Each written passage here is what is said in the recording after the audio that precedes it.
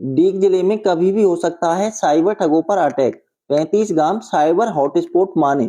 8 से 13 अपराधी किए चिन्हित। अब थानों नहीं, गांवों के हिसाब से होगी कार्रवाई। डीग एसपी के थाना अधिकारियों को दिए गए सख्त निर्देश। दोस्तों, खबर को पूरी देखने से पहले चैनल को सब्सक्राइब करें।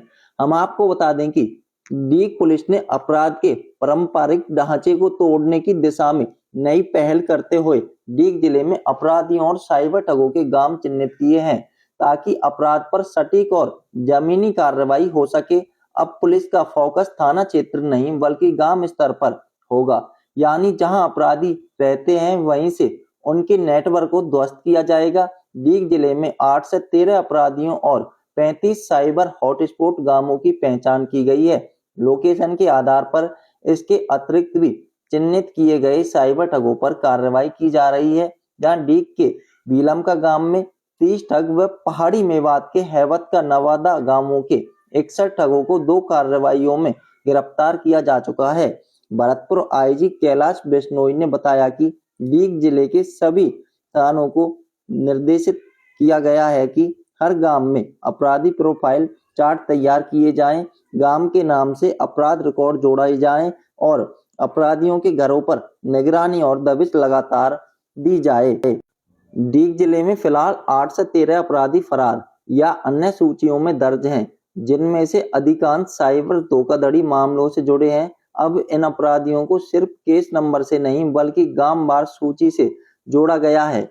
अपराधियों के साथ साथ उन्हें संरक्षण देने वालों पर भी कार्रवाई होगी। यह पहला मौका है जब पुलिस ने अपराध को क्षेत्रीय सीमा नहीं बल्कि सामाजिक इकाई यानी गांव स्तर पर मापा है। इससे पुलिस को स्थानीय नेटवर्क तक पहुंचने, छिपे ठिकानों की पहचान करने और अपराधियों को सामुदायिक स्तर पर अलग थलग करने में मदद मिलेगी। जहां डीग जिले के 13 थानों से अपराधियों की सूची मंगवाकर पुलिस ने अपराध की जड़ तक पहुंचने की शुरुआत कर दी है। जांच में सामने आया कि कुछ गांव ऐसे हैं जहां वर्षों से लगातार एक जैसी आपराधिक प्रवृत्तियों वाले लोग हत्या, लूट, मादक पदार्थ और साइबर ठगी जैसे मामलों में सामने आते रहते हैं। पुलिस ने इन गांवों को अपराधी केंद्रित गांव के रूप में चिन्हित किया है। अब इन गांवों में स्थानीय पुलिस निगरानी, गश्त और खुफिया नेटवर्क को सक्रिय करने में जुटी हुई है। भरतपुर आईजी कैलाश बिश्नोई का कहना है कि जिले के 13 थानों में तैनात उन पुलिसकर्मियों की भी गहन जांच शुरू कर दी है जिनके साइबर ठगों या अन्य अपराधियों से नजदीक संबंध है। ऐसे कार्मिकों को बाहर का रास्ता दिखाया जाएगा। हमारा लक्ष्य सिर्फ गिरफ्तारी नहीं, अपराध का अंत है। गांव-वार निगरानी से अपराध की जड़ तक पहुंचना आसान होगा। कुछ महीनों में ही बड़ा प्रभाव देखने को मिलेगा।